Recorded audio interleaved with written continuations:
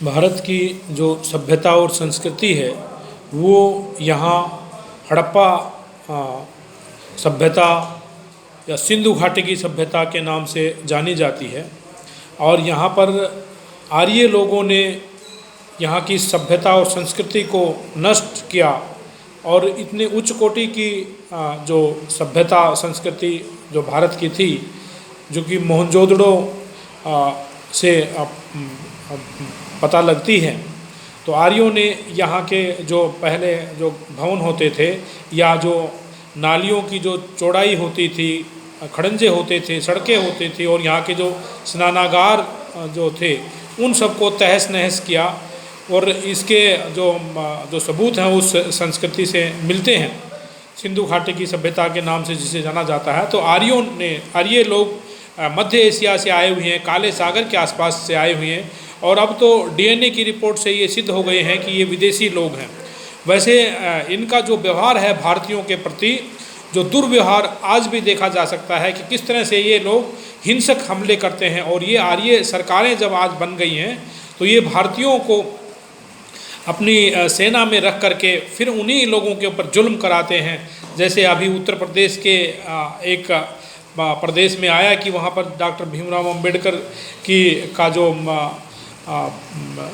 जो फ़ोटो जो लगी हुई थी उसको हटाने के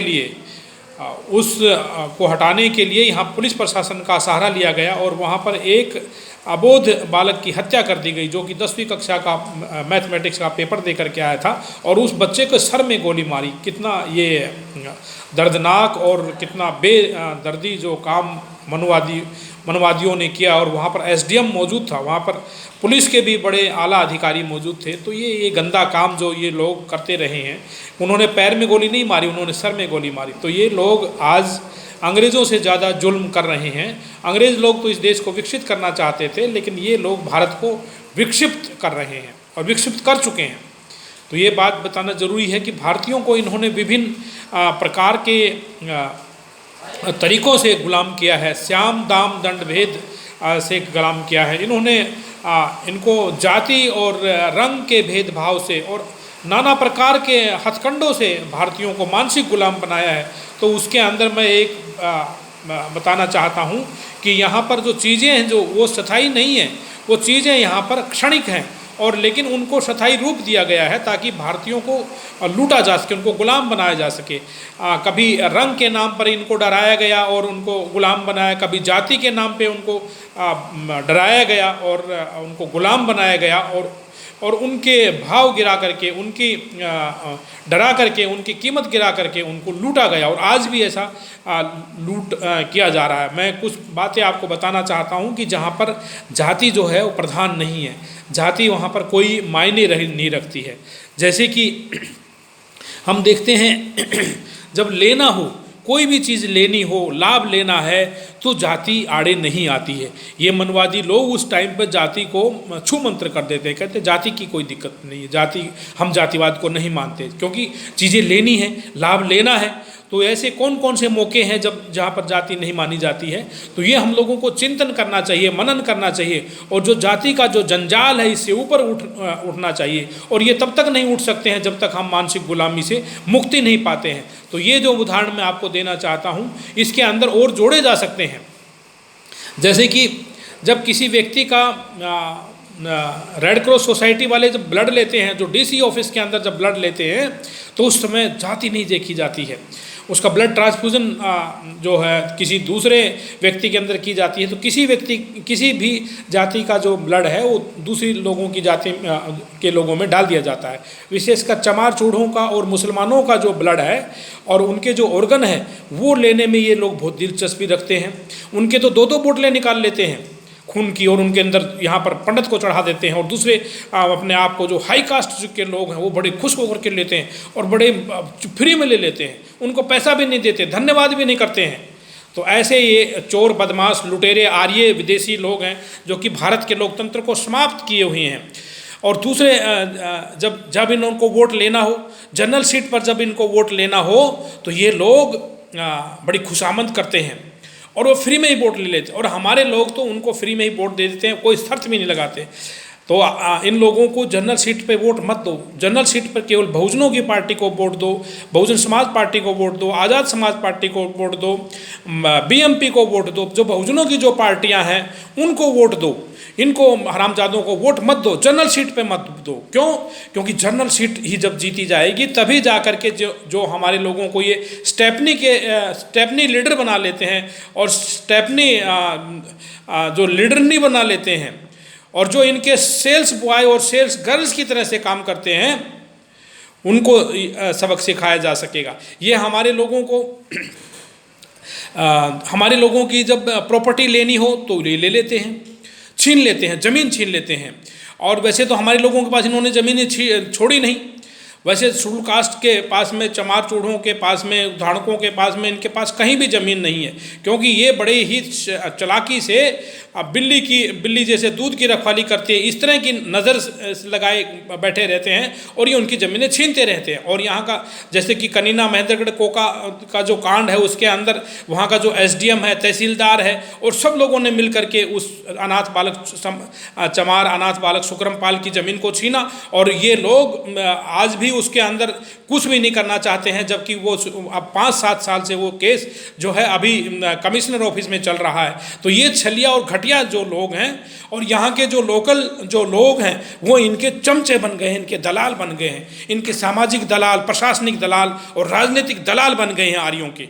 और इसीलिए जब ये लेते हैं तो जातियाँ नहीं देखते। मान्यवर कांसीराम जी कहते थे कि भाई ये आर्य जो लोग हैं, ये मनुवादी जो लोग हैं, इनकी जो पार्टियां हैं, ये हमारे लोगों से काम करा लेते हैं, सस्ते में काम करा लेते हैं और उनके साथ में दुर्व्यवहार करते हैं। वो कहते थे कि भारत के अंदर आर्यों ने यहाँ पर एक ऐसा सिस्टम बनाया हुआ है कि cheap labour and sex free, कि ये हमारी बहन बेटियों को खेतों में ले जाते हैं और कंस्ट्रक्शन साइट्स पे ले जाते हैं और उनको सस्ते में उनसे काम कराते हैं और उनके साथ में यौन उत्पीड़न भी करते हैं। तो ये ऐसे हरामजादों की सरकारें मत बनवाओ, और विशेषकर जनरल की जो सीटें हैं वहाँ पर विशेषकर इनको अच्छे से सबक सिखाओ और इनको वोट मत दो। दूसरे जैसे कि जो यदि क्वालिफाइड कोई बन जाता है, बहुजन समाज के अंदर कोई क्वालिफाइड व्यक्ति हो जाता है, चाहे वो ड्राइवर हो जाता हो, चाहे वो मिस्त्री हो जाता हो, जैसे कि हम राजस्थान के अंदर देखते हैं जो बलाई बैरवा समाज के जो लोग हैं उनके साथ वहाँ तो बहुत दुर्व्यवहार करते हैं। लेकिन इस देश के जितने भी पुल हैं, जितनी भी सड़कें हैं, सरकारी भवन हैं, राजस्थान के बलाई बैरवा समाज के जो कि चमार बिरादरी के ही लोग हैं, इसी तरह से मध्य प्रदेश के अंदर जो अहिरवाल जो लोग हैं वही लोग करते रहे हैं और वही लोग हाशिए के शिकार होते रहे हैं। उस टाइम पे कोई जाति नहीं है। जब इनको घर बनवाना हो, सड़क बनवा ली हो, नाड़ी खड़ंजा बनवाना हो, या फिर अपने घर की जो इनकी जब नाली रुक जाती है उस नाली को साफ कराना हो, तो उस टाइम पे कोई जाति नहीं है, क्योंकि हमारी व्यक्ति ही इस चीज़ में माहिर होते हैं और उसकी कला होती है। लेकिन उसकी ये जो लोग हैं उसको इज्जत नहीं देते हैं। जब हमारे समाज के अंदर कोई अच्छा टीचर होता है तो उस टाइम पे ये जाति नहीं देखते हैं, अपने लड़कियों को भेज देते हैं, अपने बच्चों को भेजते हैं, जाओ ट्यूशन सीख के आओ। यदि कोई अच्छा डॉक्टर है तो उसके पास भेज देते हैं। उस टाइम पे जाति वाति सब छोड़ करके फिर ये आते हैं, उसकी जाति उस टाइम पे घुसड़ में बढ़ जाती है। तो और जब मतलब कि इनको शादियाँ करनी हो, जब कोई पंडितानी और ठकुराइन या जब कोई दूसरी सो कॉल्ड हाई कास्ट जब वो हो जाती है, जब वो उसकी उम्र ज़्यादा बढ़ जाती है, 30 साल के आसपास हो जाती है, बड़ी हो जाती है, तो फिर वो उसमें अखबार में, टाइम्स ऑफ इंडिया में या फिर हिंदुस्तान टाइम्स में वो इश्तिहार देते हैं कि caste no bar, caste and colour no bar. किसी भी कास्ट से करने के लिए तैयार हो जाते हैं, किसी भी रंग के लड़के से तैयार हो जाते हैं, चाहे वो चमार हो, चूड़ा हो, धानुक हो, मूल निवासी जितनी भी जो जातियां हैं उनके साथ में वो जीवन बिताने के लिए तैयार हो जाते हैं। इसी तरह से यदि कोई इन बिरादरियों के अंदर किसी व्यक्ति की भी उम्र ज़्यादा हो जाती है तो उस टाइम भी कोई कास्ट नहीं है। जैसे कि हम देखते हैं कि हरियाणा के अंदर जो बैकवर्ड क्लास के जो लोग हैं वो बंगालन ले आते हैं, बिहारन ले आते हैं, थोड़े थोड़े पैसे में खरीद करके ला करते वंश चलाते हैं। जैसे कि आप हरियाणा के गाँव के अंदर देख सकते हैं कि हर गाँव के अंदर 10, 15, 20 मतलब कि ऐसी लड़कियाँ लाई हुई हैं जिनका कोई जाति नहीं है, जिनका कुछ नहीं है। उस टाइम पे कोई जात पात नहीं है। तो कहने का तात्पर्य ये एक जाति एक किस्म से नाटक है। उस टाइम पे ये इंटरकास्ट मैरिज करने के लिए तैयार हो जाते हैं और बहुत सारे ऐसे मौके हैं, और भी इसके अंदर बहुत सारा जोड़ा जा सकता है कि जाति जो है वो यहाँ पर आड़े नहीं आती है। जाति एक स्वार्थ है, और वो स्वार्थ को पूरा करने के लिए लोग ये जो करते हैं, जब सामान्य स्थान पर शेड्यूल्ड कास्ट के लोग ज़्यादा तैयार हो जाते हैं और ज़्यादा संख्या के अंदर हैं, तो ये लोग शेड्यूल्ड कास्ट के आदमी को जनरल सीट पर भी टिकट देने के लिए तैयार हो जाते हैं। जैसे कि अब सुना है कि जो आम आदमी पार्टी है वो पूर्वी दिल्ली लोकसभा के अंदर एक वाल्मीकि समाज के व्यक्ति को जनरल सीट पर टिकट दे रही है, और वो ढिंढोरा पीट रहा है कि देखो हमने कितना बड़ा काम कर दिया है, क्योंकि वहाँ पर बहुजन समाज के लोग ज़्यादा हैं। तो उन बहुजन समाज के लोगों को अब रिझाने के लिए वो लोग काम कर रहे हैं। तो इन बातों से सब सावधान रहना है, सतर्क रहना है। इनको किस तरह से मनवादी लोग, चुटकी भर जो लोग हैं, ये भारत के अंदर आकर के ऐसे बैठ गए हैं जैसे कि हाथी के ऊपर गिदड़ बैठ जाता है। और वही कहावत यहाँ पर सही चरितार्थ होती है कि हाथी काटे सजा और गिदड़ लूटे मजा। तो ये जो भ्रांतियाँ हैं, जाति के नाम के डर की ये भ्रांति निकालना है, अपने आप को जाति के आधार पर परिभाषित करना है, अपनी जाति को लगाना है, लिखना है। जैसे इस देश का प्रधानमंत्री किस तरह से ढिठाई से, इस देश का जो मुख्यमंत्री है, इस देश के जितने भी राज्यपाल हैं या दूसरे जो यहाँ पर पत्रकार हैं और जहाँ यहाँ न्यायाधीश हैं, एसडीएम हैं, सब के सब लोग अपनी जाति लगाते हैं, गोत्र लगाते हैं। और इनकी पत्नियाँ तो अपने पति का भी गोत्र लगाती हैं और पिता का भी गोत्र लगाती हैं और गर्व करती हैं, और फिर अपने आप को कहती हैं कि हम सुपीरियर हैं। तो ये कोई सुपीरियर नहीं है, ये चोर बदमाश लोग हैं, ये मेरिटोरियस लोग नहीं हैं, ये लोग चीटर्स लोग हैं। और इन लोगों ने इस देश के अंदर अंधविश्वास फैलाया है, इस देश को विक्षिप्त बनाया है, विकसित नहीं होने दिया, इस देश को विकृत बनाया है।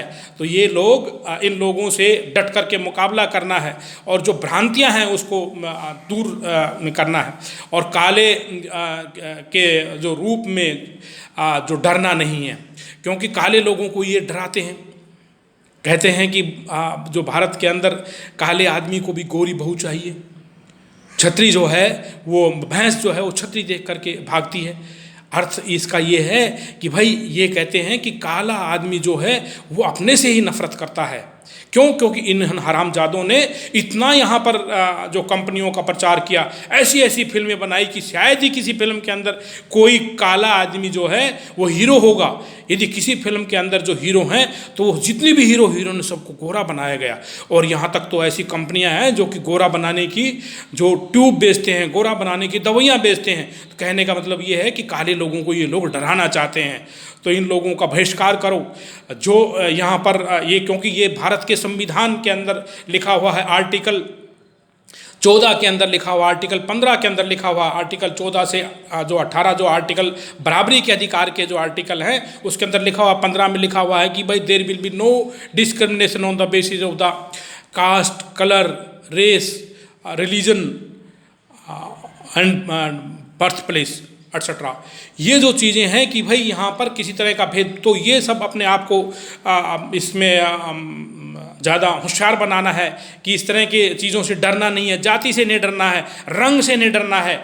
हमारे जो लोग हम देखते हैं कि आज ये सब जो विभिन्न जातियों के लोग, 6743 जातियों के लोग हैं जो कि बहुजन समाज की जो जातियां हैं, उनको मूल निवासी झंडे के नीचे इकट्ठा होना है, उनको बहुजन के शब्द के नीचे इकट्ठा होना है, उनको समण के शब्द के नीचे इकट्ठा होना है। और जो बहुत सारे ऐसे अच्छे जो वर्ड हैं, जैसे कि मेहनतकश जो लोग हैं, ईमानदार जो लोग हैं, इन शब्दों के नीचे सभी जातियों को इकट्ठा होना है। और हर जाति के अंदर जो बुद्धिमान व्यक्ति है, जो ताकतवर व्यक्ति है, उसको अपनी जाति का जिम्मा लेकर के अपनी जाति की लीडरशिप करनी है और इन हरामजादों को इनसे बार्गेनिंग करनी है। इस देश के अंदर जो सामान्य स्थानों की जो सीटें हैं उनके ऊपर दावा ठोकना है।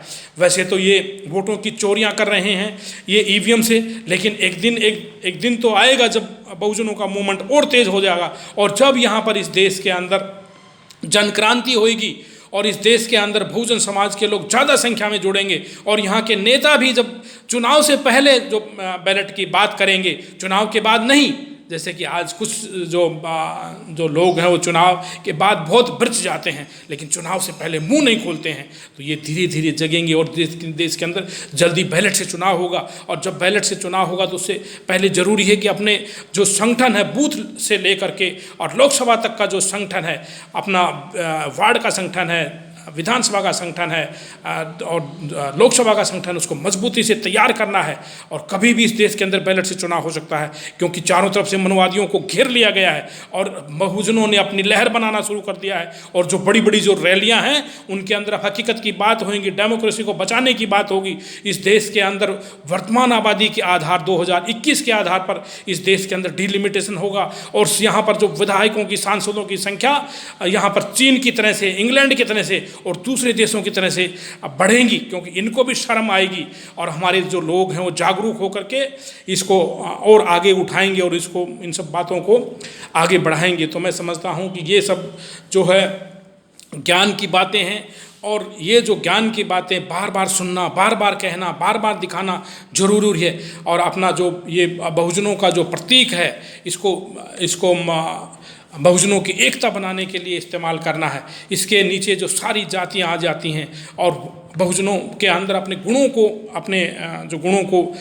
और ज़्यादा बढ़ाना है। जैसे कि मेहनत का जो गुण है, जो आलस त्यागने का गुण है, यहाँ पर जो आदमी के अंदर उसका कर्म को सीखने का है, आदमी को विभिन्न कलाएं सीखने का जो गुण है, बौद्ध धर्म के अंदर ये सब चीज़ें आती हैं कि व्यक्ति को किस तरह से द्रुतगामी घोड़े की तरह से बनना है, उसको आलस को छोड़ करके अपने काम के प्रति ज़्यादा रुचि लगा करके और अपनी ईमानदारी को बढ़ा करके और अपनी सहनशीलता की शक्ति को बढ़ा करके हम मनवादियों को हरा सकते हैं। और इस देश के अंदर जो मेजॉरिटी का जो रूल है, डेमोक्रेसी का जो रूल है, जो जनतांत्रिक जो व्यवस्था है, उसको हम बरकरार कर सकते हैं। और जो ये चंद चुटकी भर जो मनवादी जो लोग हैं, श्याम दाम दंड भेद से बहुजनों पर जो राज कर रहे हैं और जो जगह जगह पर ये नशे के अड्डे खोल रहे हैं, दारू की जो दुकानें खोल रहे हैं और कहते हैं इससे बहुत ज़्यादा रेवेन्यू होगा, लोगों को मार करके, लोगों की सेहत खराब करके, उनके पेट फुला करके, उनकी आंखें पीली करके, उनको शराब पिला करके, 2-2 3-3 बोतलें दे करके, जैसे कि यहाँ आम आदमी पार्टी का जो अध्यक्ष कह रहा है कि हम 2 बोतलें देते हैं। और जो इस तरह से ये लोग जगह जगह पर कहीं चरस, अफीम, गांजा का जो फैलाव कर रहे हैं और विशेषकर जो यहाँ जो गुरुओं की जो धरती है, संतों की जो धरती है, जो वाहे गुरु की जो धरती है, सिख धर्म की जो धरती है, वहाँ पर किस तरह से इन्होंने नशा फैलाया और चारों तरफ नशा फैला करके किसी विभिन्न हथकंडों से भारत को गुलाम बनाए हुए हैं। इनको राजनीतिक रूप से हराना जरूरी है और इस देश के शासन सत्ता पर काबिज होना जरूरी है, ताकि सभी लोगों को भागीदारी मिले।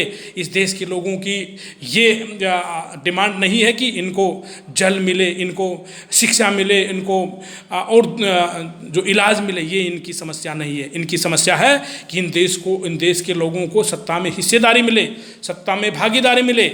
जैसे कि मानवर काशीराम जी का नारा था, जिसकी जितनी संख्या भारी उसकी उतनी हिस्सेदारी, प्रोपोर्शनल रिप्रेजेंटेशन इस देश के अंदर होना चाहिए। यहाँ पर मुस्लिम लोगों को भी रिजर्वेशन मिलना चाहिए, आरक्षण मिलना चाहिए, क्योंकि भारत का संविधान के अंदर जो आर्टिकल 15 है वो कहता है कि रिलीजन के बेस के ऊपर यहाँ डिस्क्रिमिनेशन नहीं होना चाहिए। तो उनकी संख्या के आधार पर हर यहाँ पर चाहे मुस्लिम हो, चाहे यहाँ पर ईसाई हो, चाहे कोई भी लोग हो, उनको संख्या के आधार पर उनको हिस्सा मिलना चाहिए। तो ये सब लोकतांत्रिक बातें हैं, ये मूल्य हैं और इनको समझना और बार बार इनको दोहराना और इनको याद रखना ज़रूरी है।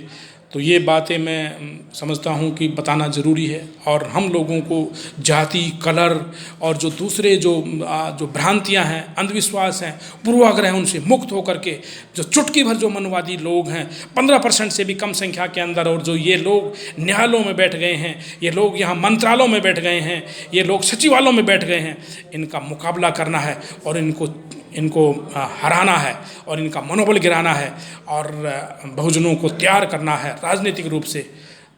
तो मैं समझता हूँ कि ये काफ़ी है आज के लिए। और सबको इसी के साथ साधुवाद, सबको जय भीम, जय भारत, नमो बुद्धाय, खुदा हाफिज़।